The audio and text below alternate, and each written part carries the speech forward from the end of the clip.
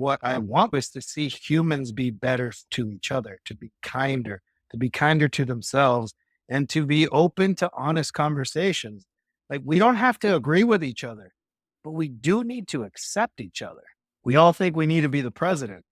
We all think we need to be an Elon Musk or a Joe Rogan or something to create that change. But like, what can you do in your family, in your friends, and in your community to let that ripple out? In the name of inclusivity, we're creating more divisiveness across the world. We're adding more labels. We're adding more definitions to everything going on what it means to be a human. All right. We are live. How are you, buddy? I'm good. What day is today? Well, it's Thursday.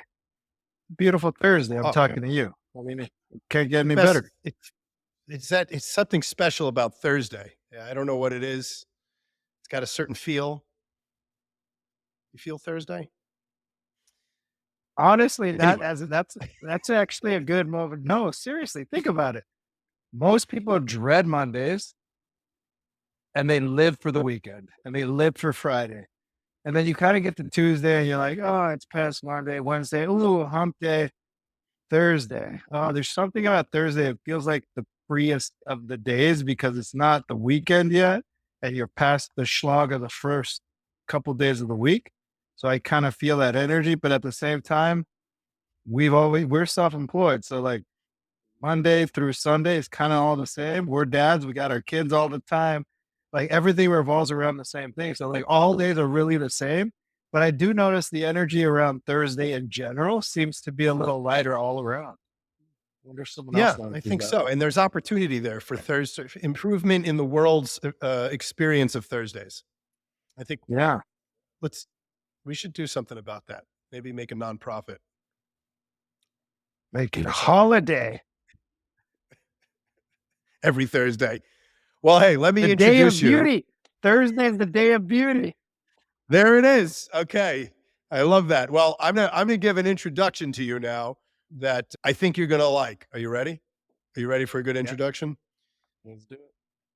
Ruben Rojas is a visionary artist and advocate for positive change through his mission, Live Through Love. This lifestyle brand inspires creativity and optimism and is channeled into various mediums such as streetwear, art prints, and public art, including sculptures and murals in cities around the world, and uniting communities with beauty and hope. His work empowers individuals to dream big, live with possibility, and create lasting impact. He collaborates with major brands like NFL, BMW, and Google to promote social responsibility and inspire innovation. He's a sought-after speaker and TED presenter. And through his podcast, he delves into how love can transform lives and communities. For the early part of his journey, I've personally had the pleasure of working with Ruben in building and scaling the organization Beautify Earth. Until no unkempt wall remains was our mission, using murals to end what we called ugly wall syndrome on our streets and communities. And Beautify Earth continues to thrive today. But today, we're here to dig into something else, something a little different for Ruben and something a little different for me in having Ruben as a guest today. Different style of guest and different style of for me and different style of conversation for Ruben. But throughout our friendship, we've had so many conversations about the toxicity in politics. And we've watched many of our people we know, including friends, divorce their families for their politics. It's been heartbreaking to watch. And I know this resonates with Ruben because of how powerful his mission is and what he stands for and what we've built together. But today we're here to fix it. So are you ready to fix it? We'll do our best. We will do our best. How was that intro? You made me blush a little. I had a feeling you were gonna enjoy it. It's been a while since I've gotten to introduce you, and the world's in a very interesting place. It's in some ways it's very sad. In some ways, it's very exciting. I don't know. I don't think anyone knows where things are going to go, but we do know that there's a lot of toxicity, and we've seen this now for years. And your art carries this theme of love and positivity and unity. And just to kick things off, how do you feel knowing that that's what you stand for? What is the connection between these themes and the political landscape? That's a good question. I think about this all the time because politics are important, right? And having differing opinions is important. It's important for us to argue, to debate, to have opinion, to conversate. And if we start realizing that we're coming from this from our own sets of values, from our own principles, but what I'm seeing right now is that a lot of it is coming from fear and scarcity and being right and feeling insignificant and not feeling worthy or of importance. And what if we just really look at that through love? So, I have this mission to live through love, to choose love, to look at the world through the lens of love. So if like we pull off the fear glasses, put on the love glasses, what does that look like? What does it look like to respond versus react? Can we take a moment? What would it be like if I could take a beat and have a conversation? So what we see now is everything is so extreme and it's I'm right, you're wrong, you don't align with me, GTF, right? And I don't know what we can do about it. And at the end of the day, one of the things that we're trying to say, and we try to look at it, is are we coming from that space? Where are we losing our values? What is it that we're really trying to move forward? And it's looking like it's money, it's looking like it's greed, and it's looking like in the name of inclusivity, we're creating more divisiveness across the world. We're adding more labels, we're adding more definitions to everything going on what it means to be a human. And I think if we could simplify it all back down to like, you're a human, I'm a human. Let's talk about what you believe in. Let's talk about what I believe in.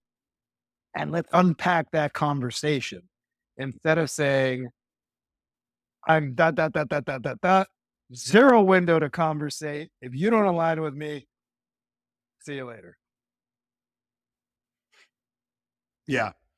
The common theme here is to be able to communicate, with people, period. I mean, it's like every relationship in your life, whether it's personal or business or uh, if you can't communicate, things don't get done. And I think that's what's always bothered me about it, is like all that this means is that things that people want are going to take a lot longer to get. It's just not efficient, right? Like from in the name of efficiency, it doesn't make any sense. And I know you've been, you have quite an influence now and you're a public figure and that comes with a responsibility. And what do you feel that, your audience, do they expect you to take a stand on political and social issues? Do they, what is, how do you respond to maybe inquiries that come in about this type of stuff on behalf of yourself personally or your brand? So most of it is like, deduce what you want to deduce, right?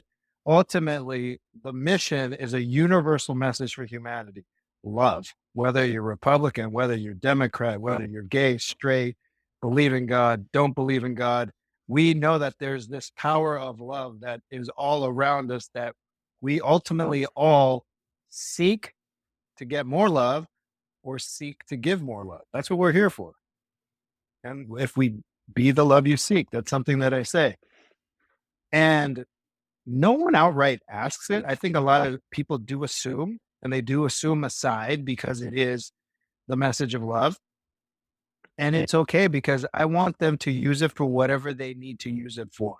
I have zero political agenda around the mission of live through love. What I want to do is to see humans be better to each other, to be kinder to themselves, and to be open to honest conversations. Like we don't have to agree with each other, but we do need to accept each other. And that's something that I say a lot. And if we can find acceptance in the lens of love, whether you voted one way or the other, that's us moving in the right direction. And I think we all have different views, and it's about getting clear on our views and getting clear on the pros and cons of everything going on and actually starting to make our own decisions for ourselves instead of honestly regurgitating headlines and clickbait. Yeah. Well, that's surely a problem for everyone. The algorithms, the headlines, reading very little of a thing. I always say, like, how many people have ever read the bill? Which is funny because it's like you'd want if you were to have understand any contract that you would make with anybody, you would have to read the contract. But you get the clickbait behind the contract, but you don't actually read the contract. It's such a funny thing to think about. Also, most of us don't want to spend the time reading and researching. So one thought should be, how do we make it easier? Another thought should be is, how can I be more interested in what I'm voting in to actually go unpack it and learn and educate myself? We're both dads of toddlers. I have a baby on top of that. Where am I going to find more time not to run the business, parent, spend time with my wife, live life, and find a little R&R, and now I have to go research a bill, right? So that's just one example of what is it about politics that makes it more difficult? It's hard to sometimes get the information. Yes, we could Google it all. And ChatGPT is actually even more impressive now because you're like, what does this bill mean? Make me understand it as simple as possible. So we do have the opportunity, but do we really want to educate ourselves? Do we really want to go out there?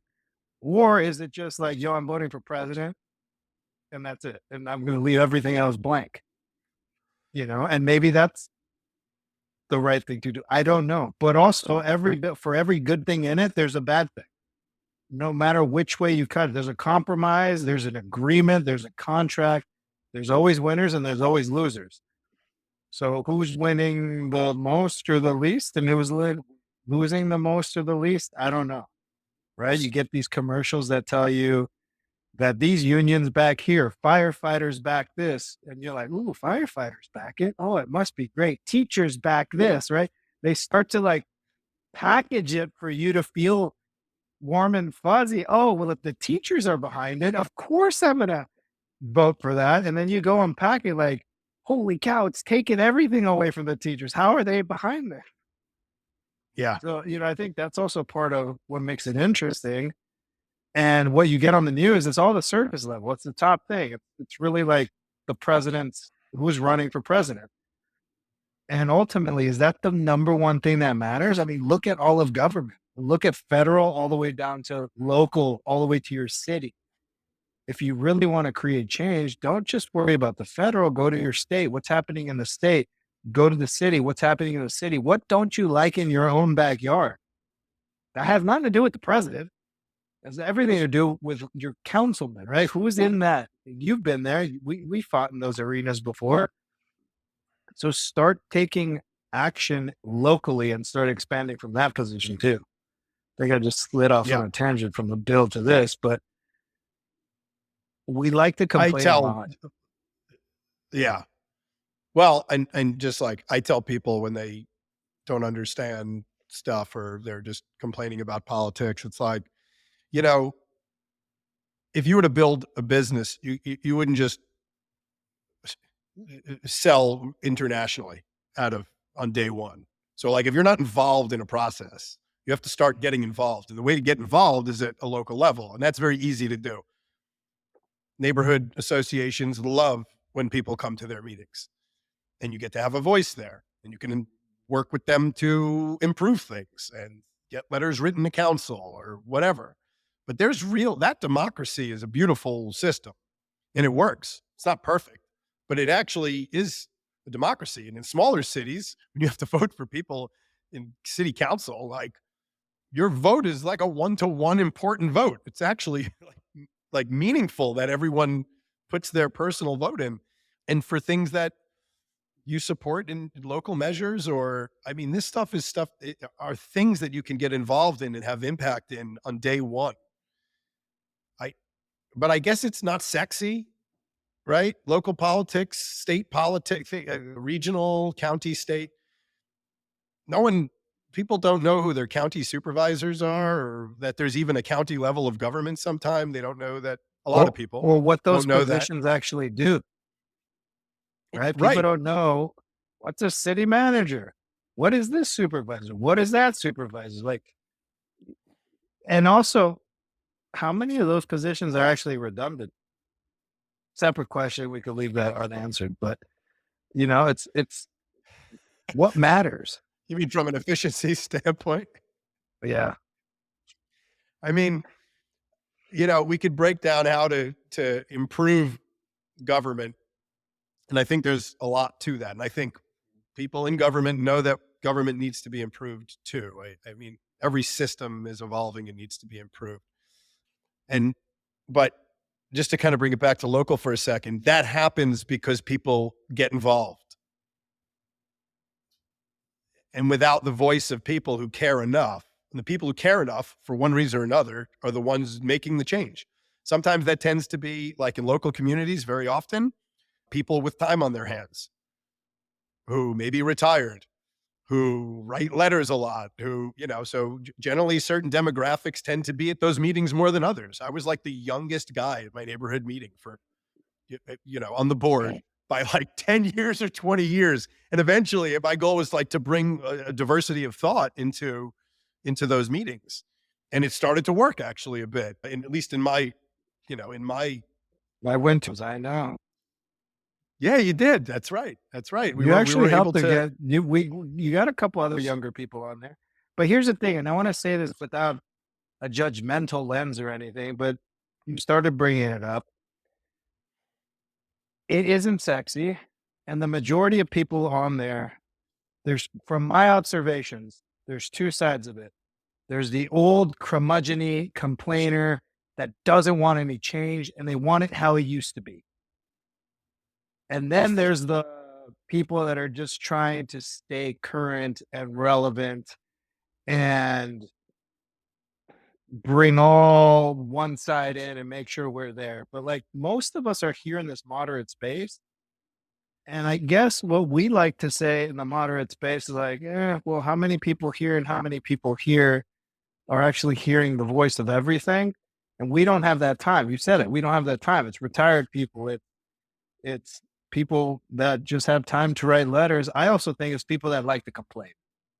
I remember very specifically going to vote a couple of years ago, and these people, and I even told you this, and they're like, "Hey, Ruben, beautify guy, huh? How about you leave some walls empty and blank for the imagination?" And I'm just like, I remember that. right? Those are the Yeah. people that are also spending time doing that. But I'm like, for the a beige, boring wall that's like 7 shades of beige. Like we've been fighting these battles. We And won't luckily, name a lot of names for that, by the way. We're not going to name names. No. I'll give I you their know who address. No. You can write them a letter. Wow. But it's comments like Okay. that. And then I've also that's at one extreme in the end, because the people that are making the change, then they don't want to see that as well. The other comments I hear or see and experience is, and I'm going to use this very specifically because in 2020, not 2020, the first time Trump won, people were out rioting the streets. And they're like, not my president, not my president. We're in LA. Like it was chaos. Like people lost their minds. And I just asked one question to people: did you vote? 9 out of 10 people said, no, I didn't vote. And I was just like, look, I'm not trying to instigate, but why are you out here then? You actually gave up your right and your voice by not voting. And all you're doing out here is creating chaos, and it's not helping anything, because yes, we're allowed to protest and do all these things, but if you're actually not taking action on what you're protesting, what is the point of what you're doing? You're just rioting. You're just out here being angry, but you gave it all away. So like to point fingers and say someone else will do it for me. And then when it doesn't happen, you want to go out there and complain, but you already gave your opportunity away. And those are the two things that I see. And I'm just like, how are we ever going to get anywhere if we don't want to take the time and the action to take action, or we want to negate all the new current action and people younger that are doing things to improve neighborhoods and communities and telling them to stop or don't do it so much. Right? It's just like, it's not a win-win. It's not a win-win. I think that's part of the problem. Yeah. Well, I think, and it's funny when people don't vote, they're like, well, it doesn't count anyway. And I think my thought on that is that, like, that's a little true, but it's mostly not true. It's mostly not true. It does count. But but look, let me pause you for a second. Even if it is true, go do it for your own sake of, I have the power to vote. Yeah.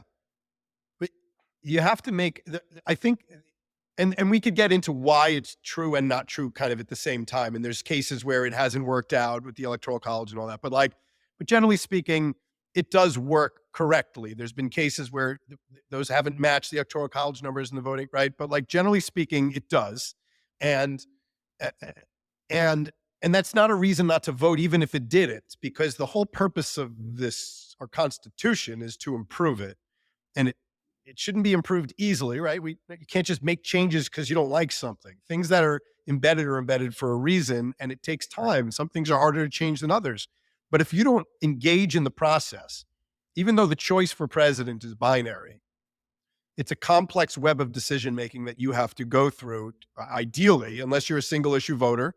A lot of people are. I think most people tend to be. Most people hung their hat on one thing. Yeah. Yeah. Usually the thing that affects them financially, sadly. Like I find, and that's like the first line, like whether or not it will affect them financially. Not always. In this case, you had some other hot button items that I think were wedge issues that really divided people, but it doesn't matter. You still have to get out and vote, even if you don't like both candidates. You have to make a complicated choice. You have to pick one, and you have to play into the game of improving our democracy each time a little bit more and more, and getting involved to do that. And that's why I think it's so important to vote. If you don't do it, I think I don't know if there's an understanding of how privileged we are to have that opportunity to vote, even though it's not a perfect system. Right. And I think that's the thing, that there's a sense of gratitude, I think, that comes with voting, which I know you can I love speak a it. lot I to. love putting my little sticker on, and obviously I'm first generation immigrant. I'm brown, you're white.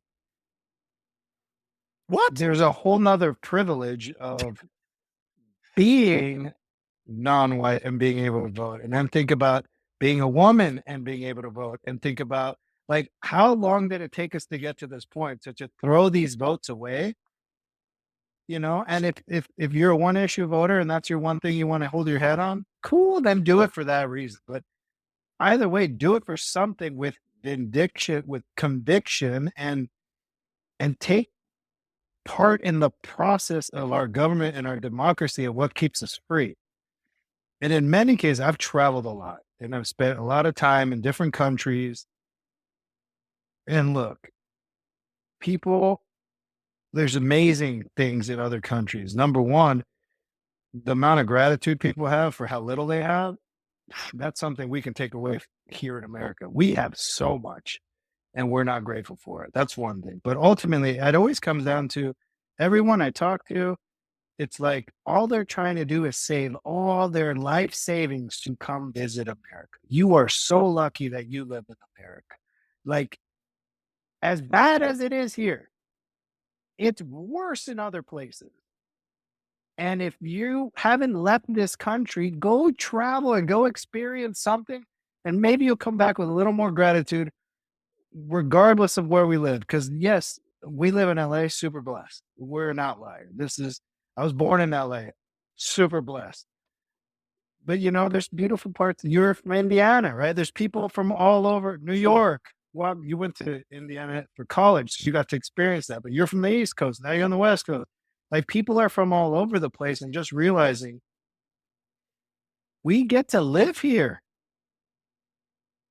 That right there is something that I think we need to really, really respect and honor and cherish because we could have been my wife was born in a dirt village in Ethiopia and she found her way here, right? She could have still been there, would have been a different life, wouldn't have been my wife. Like, imagine what her life would have been if she never made it to America. She was adopted, for those that don't know. That's how she got here. But it's such a blessing. You know, my parents immigrated the right way years ago from Colombia. Separately, they happened to meet here, and I'm full Colombian because they were both Colombian. Like, we start thinking of these stories and start realizing it. And speaking into immigration, like open borders, like people are coming in here breaking the law and just coming in here. And then there's people that have been waiting in line, doing it the right way, paying their taxes, doing all the things correctly. Of course, they're upset at this happening. It doesn't make anyone racist. It doesn't make you thinking you're better than anyone else. It just makes you think like I did my part as a good human to participate in a system as a good human. So can we start looking at each other as good humans participating in a system lawfully and willingly? Again, that's borders one issue, abortion rights are one issue. Um, you know, same-sex marriage is a one issue, financial. There's so many things you could look at, and that's what we start unpacking. But I think that's what it comes down to. It's like, holy cow, thank you, I'm born here. I'm American. I'm an American person. I will always be. So like, just be proud and go vote because of that.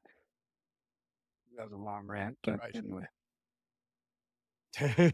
No, I think it makes a lot of, like it's funny, if you live in the bottom 5% of the income bracket in America, you still live in the top 5% of the world.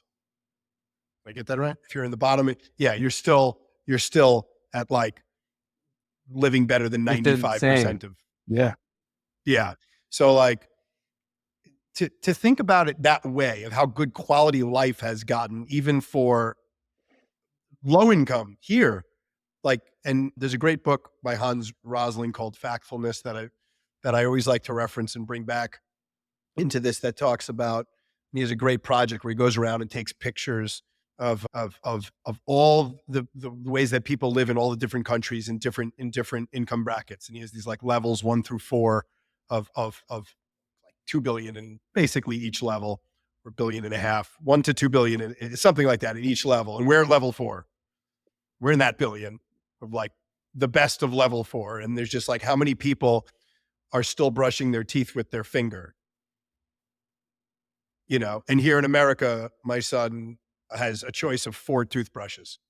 And I thought of this book, and I was like, when he got like into the debating which toothbrush, and I don't want the green one, I want the blue one, Oh I yeah. was like, you know Toddlers. what? Dude, I was like, no, we're not doing that anymore. You're getting one toothbrush. You're going to brush your teeth with this one toothbrush, and we're not getting into like the choice paradox of toothbrushes. And that's been something that's been really important to me, like how to live each and every day with this sense of like of how fortunate we are, and to not take that for granted. Don't just pursue this like this kind of luxurious overtone that dominates a lot of the social media stuff, and how people live their life of look at me, I'm here, and I've got this great thing and that great thing. And it's like, yeah, first of all, you're like in the top X% of the world that you can do that. And to brag about it is even worse.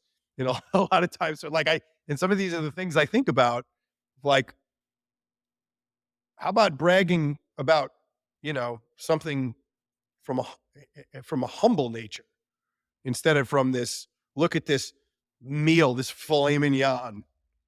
Like, that's where we got to on social media. Like, and that's what I think is a part of the issue, is there's this like sense of like, that's what is normal, is to brag about your filet mignon, and to focus on things like that when you have it, and I think that's part of the narcissistic tendency of where the country is. It's not just the president who's a narcissist.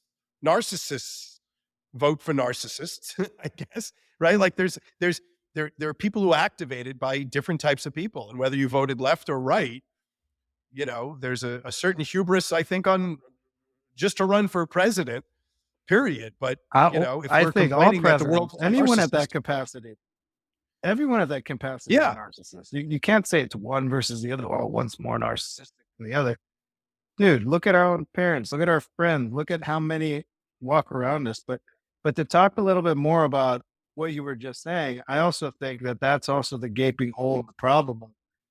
How lonely are we? How detached from ourselves are we? How anxious are we? Like, how is our mental health that like we find validation in showing off a thing, and that's how we find self-worth instead of like, this is another thing you learn from traveling. Like people could just sit there and mind their own business and be happy.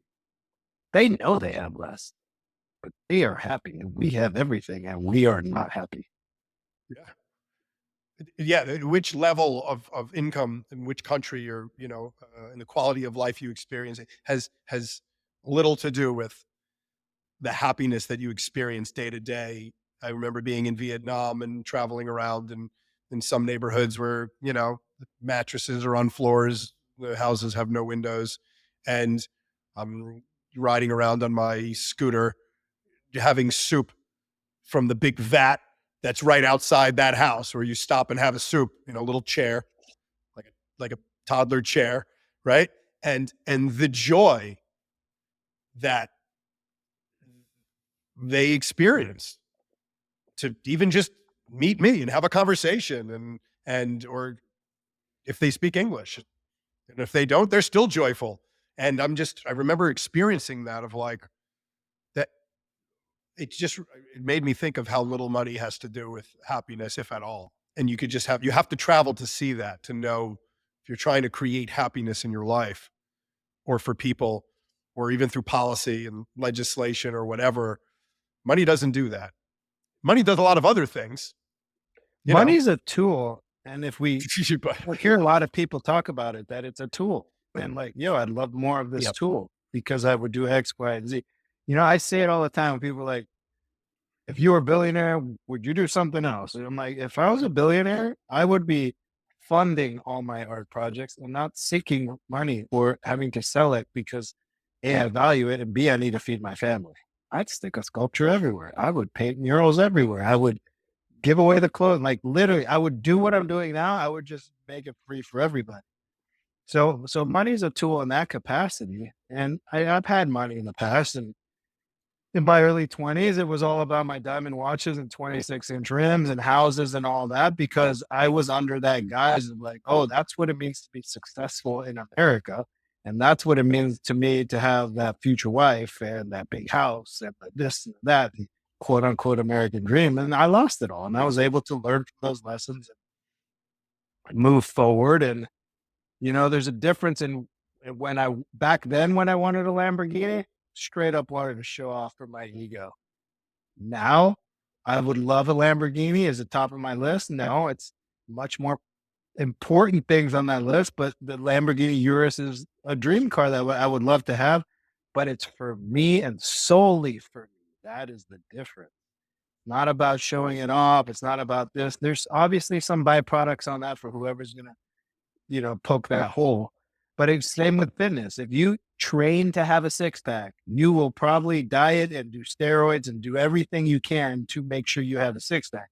If you just train and stay fit and eat healthy, and you happen to have a six pack as the byproduct of all that, and you're just a healthy human, then that makes sense. And, that's more my guys now versus the other way. And at the end of the day, I like nice things, and we all need money, but money is a tool. And some of us have more of that tool than others. So our job should be like, how can I get more of these tools to help benefit me, to do more of the thing that I want to do in life? And I think there's a mindset, broke versus poor. Probably heard that conversation before. That broke mindset really keeps you like broke and worthless. where poor is temporary. Poor could be, I just started a business. I'm a little poor right now.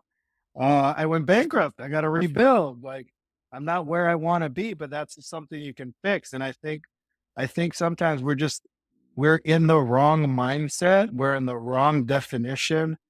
Again, we're not looking at it through the lens of love. It's more through the lens of fear.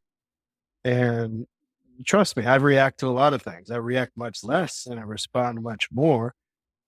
And this is a practice, and everything we do is a practice. So thinking because you subscribe to one thing now, you're cured and you're fixed. You know, we went and did some emotional intelligence years ago before it was a trending thing. Did it give us tools? Are we better off than we were when we went? Yeah. But do we go back into old habits? Yes, if we're not staying consistent and practicing and moving forward. So how can we take responsibility and agency in all of this that we're talking about right now and stop putting it on other people's shoulders? Yeah. I guess I find that the responsibility comes from having intellectual humility and civic humility, being able to realize that maybe your thoughts can change, your beliefs can change, new data changes things. Maybe what you know or read on the news isn't exactly the truth. What is truth? I ask people what a fact is, I get 100 different answers. It's like, it's their truth. I don't even think I just saw are? something earlier today. Yeah, so I just saw something earlier today, but instead of calling everyone a liar, let's just say that is your truth. Here is my truth. Let's go find the actual truth. Because we all have our own truths that are based in fact and education and experience and what we've learned or what headline we read and decided that it's a fact. But just like it's just like let's stop pointing fingers at Fox News versus CNN versus that is their truth they're giving to us through their lens and how they want to give you the information. It's up to us to digest it through their lens and absorb that or put it into our lens and try to see, oh, does this make sense with my lens? Does this apply to my truth? And what if we start operating that way? Okay, I see your truth. Here's my truth. Instead of saying, you're wrong, you're a racist, you're this, you're that, you're homophobe, like all the things that people like to point the fingers at if you don't align with their truth. You know, we could, instead of using the word truth, because I think what people want to believe truth is absolute truth, right? Not even objective truth, but they think their subjective truth or objective truth is absolute, which is like life, death. Very few things are binary and absolute, right? But we understand them to be, you know, this is a cup. There's some things that no one's going to argue, but once you get into narrative, it starts to transform things. The narrative changes everything, and memory is not good. And memory has a funny way of making you believe things you want to believe, and like, and so. Yeah. Well, what if we change the word truth to perspective? Like we should stop using that word, especially if you weren't even in the room of the conversation that someone reported on through their news network and now has a story and some clickbait sensationalized headlines and some advertising there. And, you know, like, why do we even use the word truth? I just don't understand that. Very few things should be reserved for the word truth. Or fact. I understand. The rest is. Yeah, I understand what you're saying. And it is your perspective that you share your truth in. It is still your truth. Is it the truth? Like you're talking about factually true, like red is red. 1 + 1 is 2. You know, those are correct answers and facts and truths. But my truth is my truth. Your truth is your truth. That is derived from our perspective through our operating system and through what we kind of figure it out. So I think I don't want to change the word truth because I want to allow people to keep that part of their power, right? Like that's your truth. I understand. I see you. But we do need to realize like that's your subjective interpretation. That is from your experience. But isn't that the definition of a perspective? Well, isn't that the very definition of a perspective? Well, change your perspective. Is you could be looking at it like this and looking at it like this and looking at it like this. It's just or the position of how you're looking at it, right? That's being open to looking at it differently. let me look at But it you can from reframe your truth being, too, right? You can reframe how you see things, which is actually a good, I think, a good piece of this conversation. Like you could see the it could positive in things lend you, versus the it negative, could right? lend you to reframing it. That's the whole point. Right. Let me accept your truth. You accept my truth. And maybe we come somewhere in the middle and we reframe our truth together, and we don't have to be enemies. We're friends. Or now we're like, yo, we're on the same page. You're just looking at it your way and I'm looking at it my way, but we're actually saying the same thing. Yeah. Have you experienced it? So as in your world now of being a public figure and in your interactions with people and hundreds of comments per post or whatever, right? Across social media and or people you speak to. Does this kind of thing come up, and like, do politics come up? Do they want to see you behave a certain way? Do they want to see that you're like that, like certain things from you? And how do you reconcile with like staying authentic and kind of living out what we're talking about in this conversation to what your audience expects of you? Do you feel that there's a difference between those things? Are you good at balancing it? How do you manage that? And and I guess a follow up, part B, maybe part D, it's a long question, are there people that, or instances that have bothered you that you've had to deal with around this? I think part of what I try to do is let people be people. And I always say with my mission, I go as far as opening a door for you, but you still got to walk through it. And it's never been about my agenda or my beliefs or my specifications. It's just been more about use love as your guide, right? And if you use love as your guide, you're going to end up in the right place. And talking politics or voting, if you voted through genuine love, then that was your right answer. And that's all that matters. And I don't care if it was blue or red, right? And if you believe in God or Allah or Buddha, and you're doing that through that lens of love again, then it's good. It's okay. There's nothing wrong with that. Now, if you're voting, like, one of the things that during this political last season was, if you didn't vote blue, you hated women. You hated and you wanted female rights taken away, and you were anti-abortion. You were all this, that, and the other. I'm like, how is that the absolute truth on voting the other way, right? Or if you voted red, you're a racist.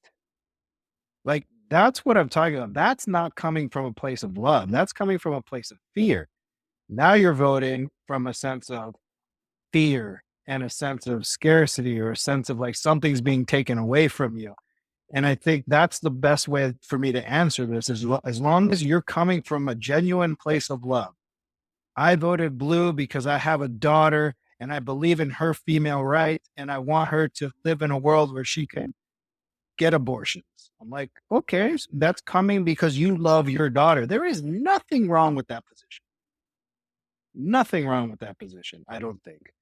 Now, if you're only holding, that's your one voting metric, I would encourage you to look at more metrics. What does everything look like? But I think that's what that comes down to. If you're voting blue because I am not a racist, sometimes we're being racist without even realizing we're being racist. Just the sheer nature of saying certain things makes us racist. Like, if you didn't vote for Kamala, you are a racist because she's a black woman or a woman of color. So automatically now you're racist. But saying that actually makes you racist, even against your own people. Interesting. Yeah. Interesting. Yeah. So, and you see, like, I go down rabbit holes and I start saying things like comparing the women on The View from 10 years ago to 4 years ago to now. And they start doing comparisons on how much people are flipping and flopping back and forth. It's okay for one person to do one thing, but not okay for the other. Like that You're stuff right. doesn't make sense to me, And one of the things that was said on the election results was Latino and Black men are not ready for a female president. The misogyny and anti women rhetoric is through the roof. And you're hearing people say this. That, in its nature, again, is the same thing you're accusing everyone of. And now you're just trying to blanketly say all Latinos and all Blacks are X. And that wasn't even the reason no one voted. The fact that she was a woman wasn't even on the table. That was the Hillary conversation. That wasn't the Kamala conversation. So I think Right. that's what it comes down to. And that's my best example for this first part of your question is, are you doing it from a lens of love? Are you doing it because you really think that's the right thing to be the best human I can be? Are you doing it because you want to put more love in the world and you want to seek more love from the world? And if you're coming from that space, that's fine by me. I don't care which side you vote for. It's just how are you voting? How are you participating for humanity? And are you just realizing I'm another human that bleeds and cries and feels and needs all the same things that you need. Yeah. Any instances in particular that you had to deal with that you remember, like someone came to you with a certain thing, or you put out a piece of art and someone said something about it, or some messaging that you put out and someone didn't like the thing and you had to comment back and say it's all about and you had to explain it, obviously without identifying the person. Anything come to mind, like of a concrete example? Over the years, there have been lots of comments, emails, this, that, and the other. And I have learned to just let it be because it has nothing to do with me. And this applies to everything in general, right? One of the four agreements, don't take it personal. Like just realizing how much of this has nothing to do with us. And why are we taking it personal? And why are we putting it on ourselves? When realizing like that person just needs a hug. And this is what they're sending and putting out there, not even asking, knowing they're asking for a hug. But that's really what they want. That's really what they need. They don't need a reply or rebuttal or an explanation. But in many cases, top level, people are like, oh, you're going to change the world with love. Yeah, that's a hope. That's some hippie shit. I'm like, I'm not doing anything hippie. My stuff has nothing to do with that movement. Hippies, nothing against it. But that's a different time. And in many cases, all of this, choose love and live through love. I'm telling you, like, first choose yourself. Look in the mirror and choose yourself and start unpacking what's going on in here that is affecting how you're showing up out there. This isn't about opening the doors, being polite and chivalry. That's great. This isn't about rom-coms. This isn't Valentine's Day. This isn't giving flowers, chocolates, and going on a date. This is having tough conversations. This is not what we said earlier, breaking up with your family over politics, but breaking up with your family because there is a whole slew of reasons that they are poisonous and you and each other. Like you have to do that deep work and that deep conversation and realize, look, I love you so much and I love myself so much that this is what's going to happen now. So yeah, I believe I am going to change the board. We've said this a few times. If you go on stage pumping your chest, I'm on a world peace mission. Like that's a little narcissistic. It's a little egoic. That's a little out there. But if I say I'm on a world peace mission by asking one person at a time to choose love, and then that ripple effect eventually is more than the 1,000, 10,000, a million people that I impact. Maybe it does hit 8 billion people. And if 8 billion people choose love, wow, maybe there can be world peace. And I think realizing when we talked about local level versus state versus federal, we all think we need to be the president. We all think we need to be an Elon Musk or a Joe Rogan or something to create that change. But like, what can you do in your family, in your friends, and in your community to let that ripple out? And yeah, so that's what I believe as far as this mission. And in many cases, I've heard I did this tequila bottle with my loves all over it, and some of they got the email of like, oh, why are you doing a pride or a gay bottle? They use some other nasty slurs. And the company replied with, that's not about that. That's his art. Why don't you go look him up? Why don't you go look up the mission before you come giving hate emails to that brand? And then they would send me some of that stuff and then they would look at it. But it's like at the end of the day, you want to believe what you want to believe, go for it. I don't think we need to start defending ourselves anymore. I think it comes with age. The older I get, like I'm a father, I'm a husband, I have a mission, I'm clear on my values. Why do I need to keep defending myself? That's a lot of energy. And if I continue to defend myself, then how am I taking away from delivering the mission and the vision and executing where I want to take this brand and this mission to the world? So in many cases, I let it go because it doesn't apply to me. But yes, obviously there's all of that. And I think a lot of us can take away from letting it slide off. It's just dirt on your shoulder, slide it off. Maybe instead of replying, it's like, you know what? I hear you. You want a hug? You need a coffee? Like maybe answering like that instead of just going deep into it. Let's take that to what can be done at the level of, say, Congress or the Senate, federal level, right? If you had to share what you want to see in government or a legislative branch right now with that sentiment, and you were to say you get like a minute to tell them what needs to be done and how they need to be, what are you going to tell them? I mean, I would distill it down to that one sentence that I always talk about. Like, are we looking at this through the lens of love? And I would help define that. And love is, to me, is actually undefinable. Most of us think that it's the dictionary definition, a strong feeling of emotion, of affection, right? No, it's more than that. But I would say let's stop reacting to everything and let's actually start responding. Let's take a moment and breathe it. And I joke around. You want to know what the real answer is? I need to go in there and run for it and get a seat and work my way up and create the purple party and align both parties.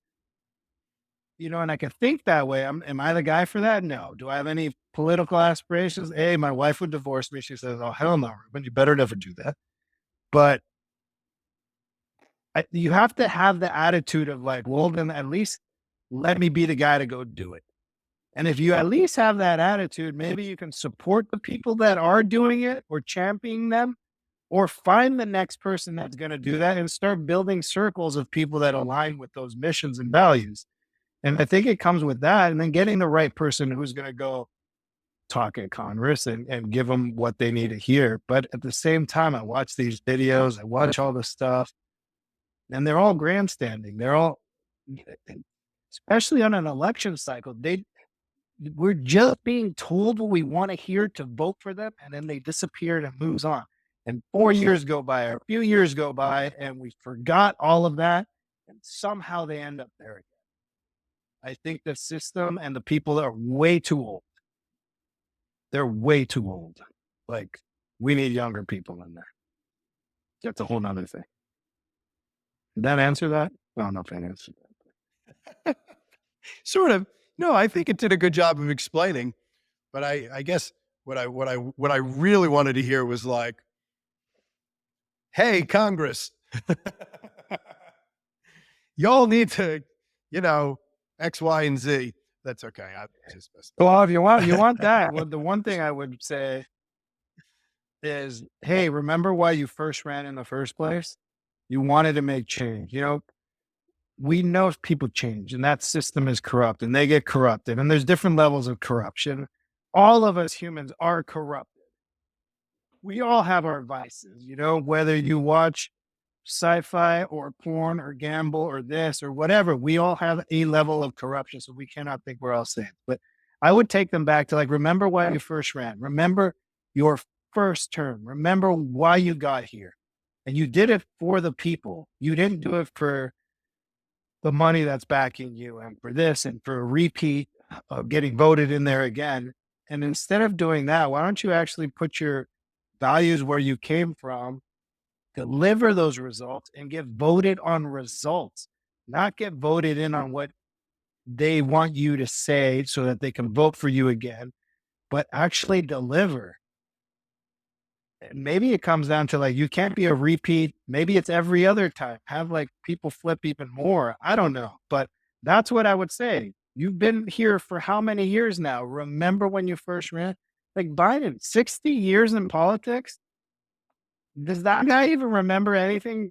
Why did he start? Like you go through his whole career, he flip flopped back and forth like decades. But we change, right? In our 40s, we think one way. In our 30s, we think one way. In our 20s, we think one way. I don't even know what it's going to be like 50s, 60s, and 70s. So I think that's what I would say. I was like, remember why you first ran? What were those values? And I've probably asked them to tell me what they were. And I say, well, what's keeping you from delivering at that promise? What has changed? What is it about these waters that isn't allowing you to get to that initial goal? And what can you do about it to change that? And if you go back to that, can you start rebuilding on that instead of just trying to keep your seat forever? I can't imagine how stressful that life is. They don't get paid enough. You could get more in the private sector, but I do see how later they get the politicians are the most wealthy people because book deals and this deal and that deal, and they invest in secret stuff all over the place. But I'm not mad at that. Like, I'm not mad at anyone ever getting ahead because we all have that opportunity. Now, doing it very legally, that's a whole nother ball game. But that's what I would say. Hey, why did you first run? What did you want to accomplish in your first few years here? And why have you strayed so far from that? And how can you get back to that point?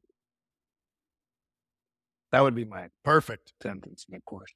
There you go. That was beautiful. That was beautiful. Well said. Well, we got a long way to go. It's definitely not a perfect system. And I think as long as people know that and it's their job to make it better, it's these people come from you. They've come from your schools. They're raised in the American system with American values.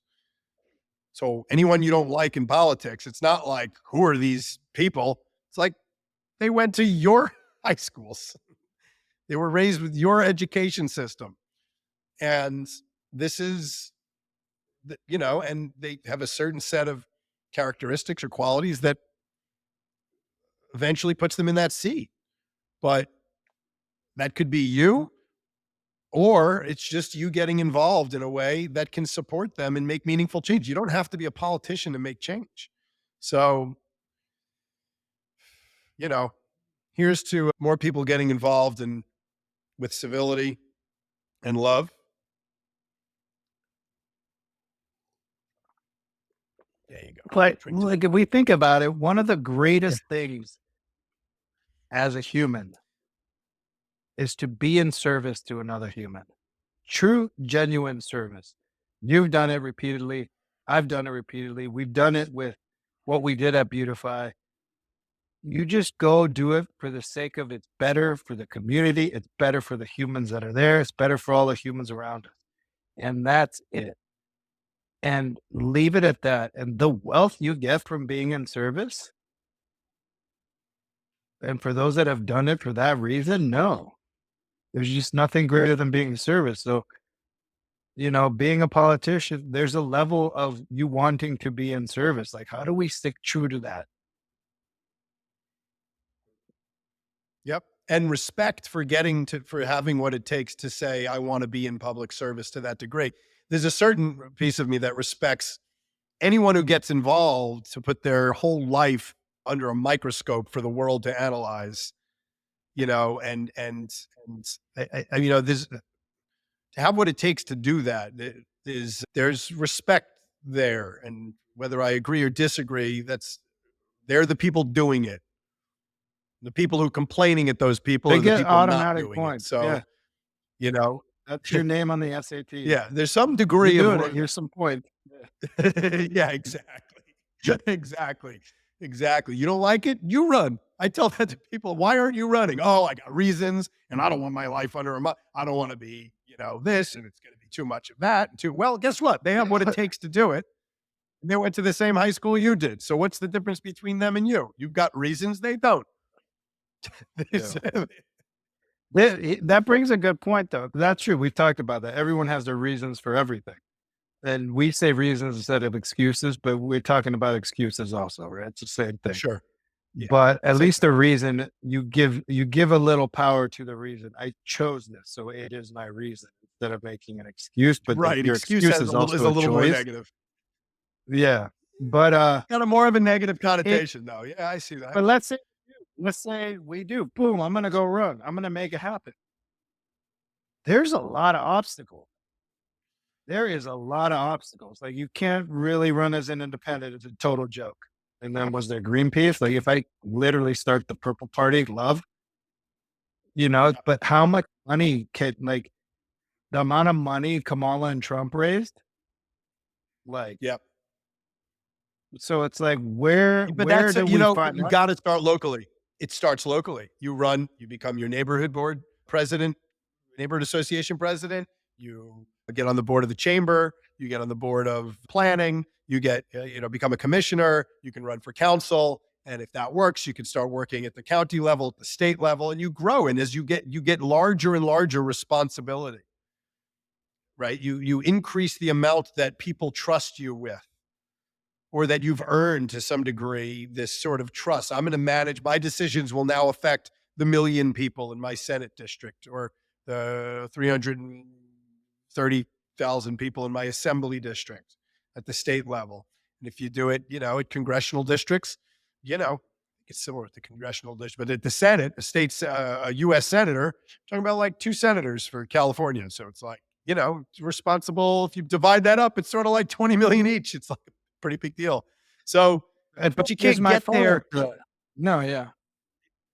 Start Sorry, I was just small. gonna say you can't get there. You can't get there. Like it's not like saying I have a cure for cancer.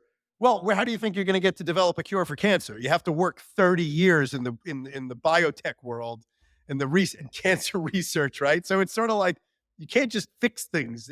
There's a process. That's my point. We need to make Get it more involved. efficient. No, but the other thing I was gonna say, you can start through all that, but this is where like goes back to the corruption or the who do you owe? You have to raise money in campaigning unless you're self millionaire, billionaire, but then you're owed. You're in debt to these people. Oh, Big Pharma just backed me. They gave me $1 million. Well, Big Pharma got powerful again because you can't flat out just screw them over next time because they'll burn you and get you out of there real quick. So like, how do you start walking that fine line? I mean, we don't have to go into that. The whole thing in the Yeah. weeds, but then you do have to Part raise two. funds and you do need to put it all in there. And how do you Yeah. start How do you raise navigating money and that? not feel beholden to those Yeah, people? Those are real conflicts of interest. The second money enters politics, it's like, how do you navigate that? And some people are thought of to do that better. I think that's why a lot of people have voted for Trump. They actually think that he's not beholden, right? That narrative is that he is not beholden to anyone, or at least yeah, to the degree that the establishment is, right? Like that's sort of yeah. so, hey, I want to, we had an hour set aside to do this, and I want to be respectful of that because I know we can talk forever, but at some point we'll have to do a round 2. But sending tons of love your way, right into your studio in Santa Monica as I sit here in Venice. And thanks for joining me. It was so cool that we got to do this and spend the time together and talk about something, hopefully that can impact a lot of people, and maybe we can get some people involved by not just what we're saying, but from what we've done for so long, and are proud to say we've practiced what we preach in a in a lot of ways here. So keep up all the good work, brother. We've drank from the faucet. Yeah, we sure have.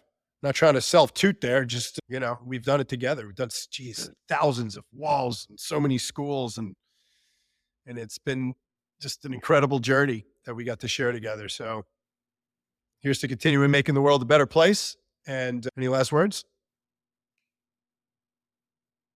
Nope. Let's do Spread love. love. Thank There you. you go.